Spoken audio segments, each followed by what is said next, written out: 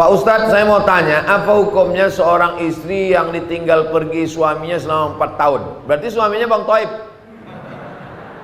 Selama itu tak ada nafkah lahir batin dan suaminya. Apakah sudah jatuh talak kepada istrinya Pak Ustadz?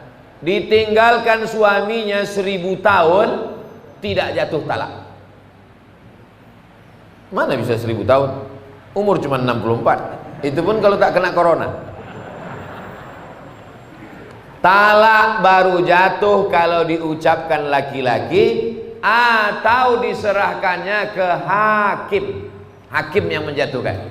Makanya ada namanya sirat ta'liq. Di Medan kalau habis akad ada sirat ta'liq. Ada? Banyak pula yang tak ingat. Banyak laki-laki tak ingat. Karena habis akad tu dia disuruh Pak Kua baca sirat ta'liq, pikirannya tak kemana-mana. Asik selfie-selfie aja.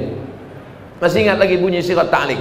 Kalau saya tinggalkan selama 6 bulan berturut-turut, tidak memberikan nafkah zahir dan batin, mengadu dia ke pengadilan agama, maka hakim menjatuhkan talak 1. Oleh sebab itu kalau dia tak mengadu, sampai mati tak jatuh.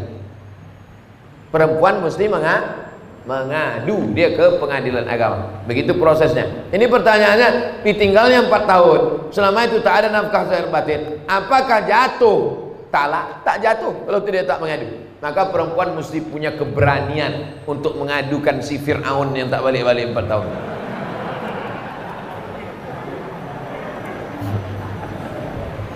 Apakah boleh dia menikah lagi dengan laki-laki lain? Lakinya tak balik 4 tahun, lalu diam-diam nikah dia sama laki-laki lain, berarti dia sudah poliandri. Banyak bini, poligami. Banyak laki, poliandri. Banyak tempat berobat, poliklinik. Banyak suara, poliponik. Dulu handphone poliponik. Masih ingat lagi? Besar-besar handphone, bisa melempar anjing. Nah, oleh sebab itu makanya kalau dia mau selesai, dia pergi ke pengadilan agama. Pengadilan agama menjatuhkan, habis iddah 3 bulan, barulah dia bisa nikah lagi dengan suami yang baru. Jangan diam, tiba-tiba nikah dia lagi, bermasalah. Begitu nikah dia hari ini, balik yang 4 tahun itu. Kawat, bersimbah darah. Apabila dia menikah lagi dengan laki lain, sahkah pernikahannya? Tidak sah, karena dia masih dalam ikatan dengan suami yang pertama. Mohon jawabannya Pak Ustaz. Udah aku jawab udah.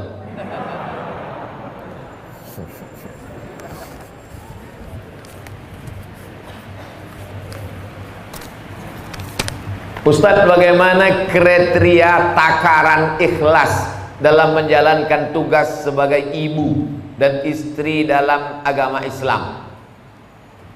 Ibu sebagai ibu, besarkan saja anak-anak ibu itu supaya ibu dapat amal jariah.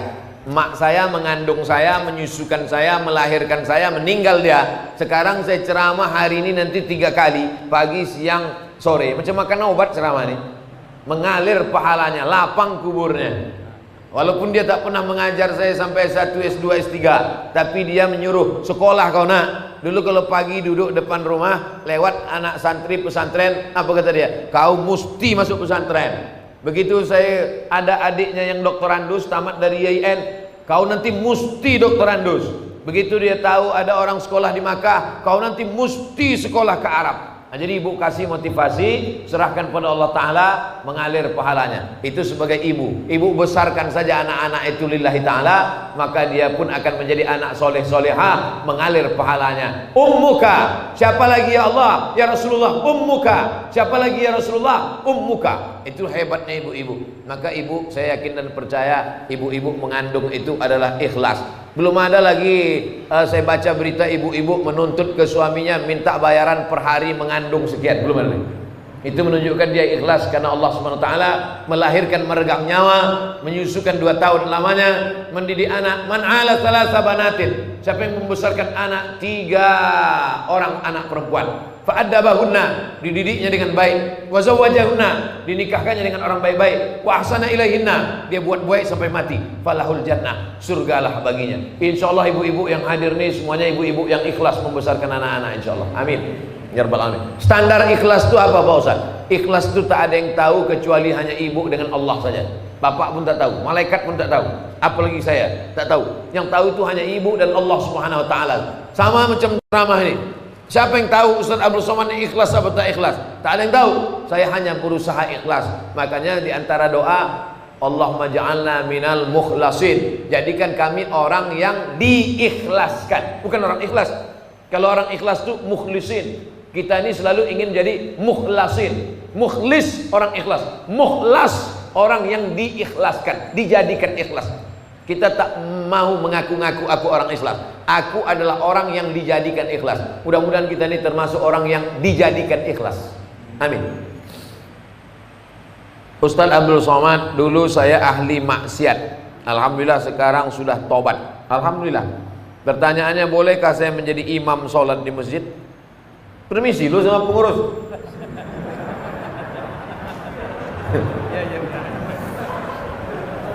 Urutan, saya sebutkan dulu urutan imam. Urutan imam yang pertama ulil amri. Urutan imam tuh ulil amri. Makanya waktu di Madinah itu imam Nabi Muhammad SAW.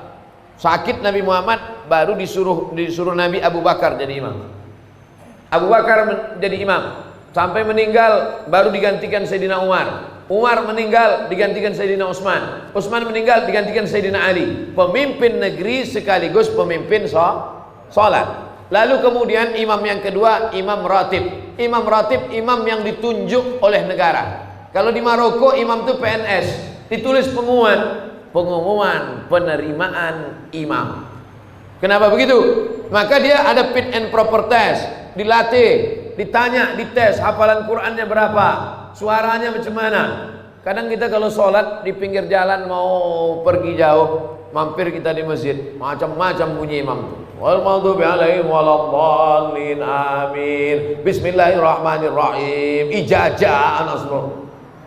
Tak ada huruf za. Pak, ya, kenapa dia maju jadi imam? Syukur dia maju, Pak. Kalau tak ada dia, tak ada sholat di sini. Tak ada fit and proper test imam. Oleh sebab itu imam yang pertama ulil amri, yang kedua imam ratib, imam yang ditunjuk. Tidak boleh orang maju ke depan. Siapapun yang datang ke Masjid Jami'atut Taqwa ini, datang ustaz dari Jakarta, sorbannya 4 lapis macam ban Vespa, tak boleh dia maju ke depan kalau tidak diizinkan oleh imam ratib. Makanya tadi sebelum sampai kemari saya pesankan Ustaz Iqbal nanti yang maju ke depan imam ratib aja, imam tetap. Baik. Oleh sebab itu imam ratib kita. Nah, tadi pertanyaannya, orang yang sudah taubat bolehkah dia jadi imam? At-taibu minadz-dzambi kama la dzambalah. Orang yang sudah taubat, dulu sabu-sabu, narkoba, pezina, perampok, garong, semua sudah dia buat. Taubat dia, taubat nasuha, maka dia sudah suci sesuci-sucinya. Innallaha la yaghfiru ayyushraka bihi wa yaghfiru ma duna dzalika liman yasha. Allah tak menerima ampun dosa syirik, adapun dosa selain itu diampunkan Allah Subhanahu wa taala. Illa man taba, orang yang bertaubat, wa amana, beriman, wa amila amalan salihah, beramal soleh. Taubat dia, beriman dia, beramal soleh dia. Yubaddilullahu sayyi'atihim hasanat. Semua dosa-dosanya dulu diampunkan Allah, dijadikan kebaikan. Makanya kita yang jadi makmum, kalau ada imam tobat, tobat bertato dia, bu anting dia, maju dia jadi imam, tak usah kita permasalahkan. Jangan nanti assalamualaikum warahmatullahi wabarakatuh, ini nampaknya tak sah, ini imam ini bertato, antingnya masih belobang telinganya. Ini nampaknya imam ini mantan funky ini, anak funk ini. Jangan, tak usah permasalahkan lagi, karena dia sudah tobat nasuha. Ada di Jepang itu yakuza. Yakuza itu semua badan ini bertato. Yang tak bertato cuma lubang hidungnya aja. Sampai ke muka-muka ini bertato semuanya. Tobat dia.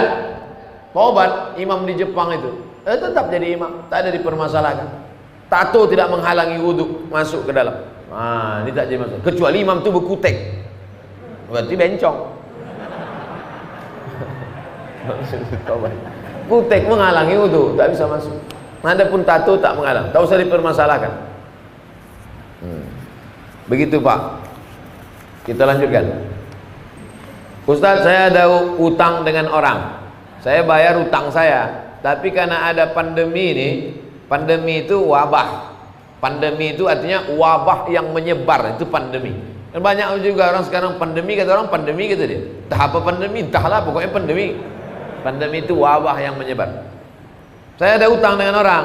Saya mau bayar utang saya. Tapi karena pandemi ini pemasukan saya berkurang. Jadi saya bayar semampu saya. Tapi orang ini selalu menyumpahi saya. Apakah sumpahnya itu dikabulkan Allah?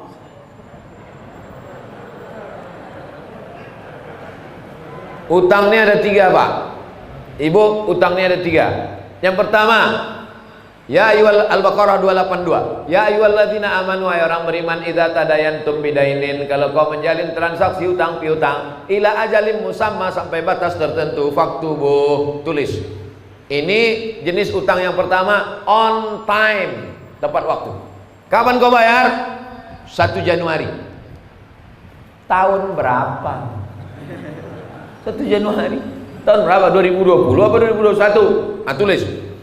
Wastashhidu syahidaini min rijalikum. Ada 2 orang laki-laki jadi saksi. Illam yakuna rajulaini, kalau tak ada 2 orang laki-laki, farajulun, 1 orang laki-laki, wa imra'atani, 2 orang perempuan. Begitu tegasnya. Ayat paling panjang dalam Al-Qur'an, Al-Baqarah 282 tentang utang. Ini jenis yang pertama, on time. Yang kedua, fa in kana zu usratin fanaziratun ila maisarah. Nah, inilah yang masuk kategori tadi. Kalau dia kesulitan karena pandemi, bisnisnya tak lancar, bangkrut, fanaziratun ila maisarah. Tunggulah sampai maisarah. Maisarah itu artinya mudah. Siapa nama anak kau? Maisarah. Kenapa? Mudah kali lahirnya. Bersin aku lahir deh. Fanaziratun ila maisarah. Tunggulah sampai dia mudah. Gimana? Kapan kau bayar? Aku belum bisa bayar Pak. Macam Al-Baqarah 282. Aku ini level 2 macam ceramah Ustaz Somad di Jamiatul Taqwa kemarin. Jadi kapan kau bayar? Insya Allah aku cicil semampuku. Ini level 2. Yang paling mantap tuh level 3. Wa anta saddaqu khairul lakum. Kalau kau sedekahkan itu lebih baik. Kapan kau bayar?